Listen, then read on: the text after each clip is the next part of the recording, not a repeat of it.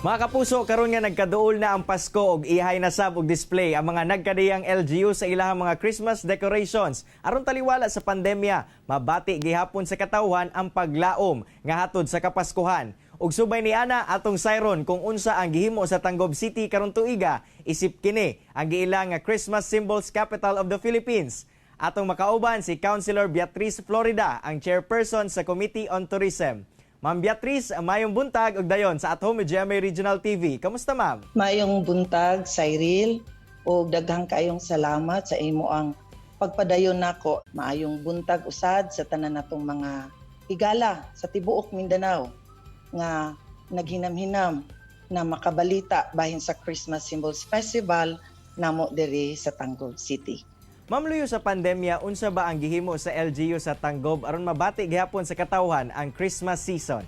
Maski kon ang Christmas Symbols Festival karon nga tuig 2020, nag-scale down ta sa struktura.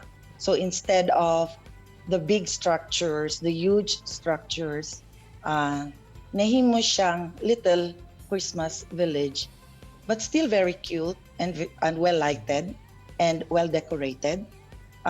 Just to keep up with the spirit of Christmas celebration as we used to do for the last 28 years. So for this year's Christmas Symbols Festival, the theme introduced is Christmas Village. Ma'am, unsa pud ba ang buot nga ipaabot nga mensahe sa LGU ngadto sa katawhan sa pagpahigayon ni ining Christmas Symbols Festival na karon gihimo natong Christmas Village? Probably ang pinakamensahe na gusto namong ipaabot sa community is tuloy ang Pasko in the midst of all this crisis o sitwasyon. And then atong ipadayon ang pag-acknowledge sa birthday ni Jesus. And then ato pong ipadayon nga ang pamilya pwede ra gihapon mag-uban, pwede ra gihapon mag-celebrate through our Christmas Village. Unsa pod ang kalahian niini sa mga milabay nga katuigan? It is the LGU through the brain of the concept, Dr. Jen, introduce siya mga small houses that will create the village. But just the same, as I said, well decorated siya, well lighted sad siya, Paskong Pasko ang dating. And then, syempre, mas cheaper karon kaysa few years back.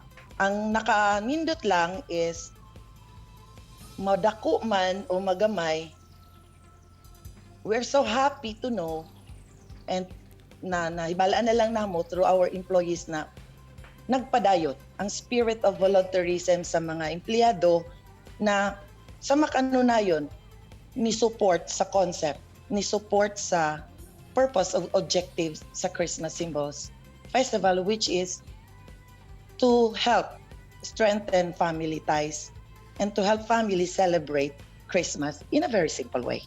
Ma'am, alang sa kasayuran sa itong mga kapuso, unsa ba nga mga disenyo ang ilahang makita sulod ni ini atong Christmas Village? Okay, ang designs na sa Christmas Village karon inspired by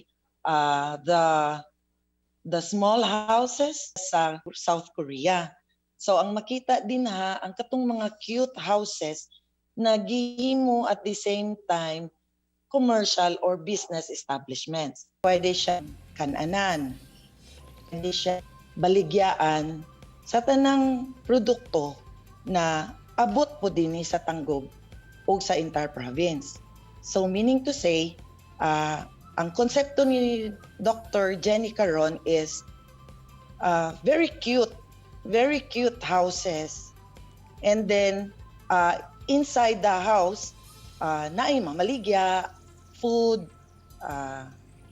and any kind of product na available na o ma-produce sa mga Tanggobanons.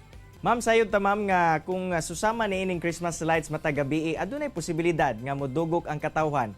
Unsa ba ang protokol sa syudad aron malikayan sab ang panagtapok nga posibleng tinubdan sa pagtinakdanay ni ining COVID-19?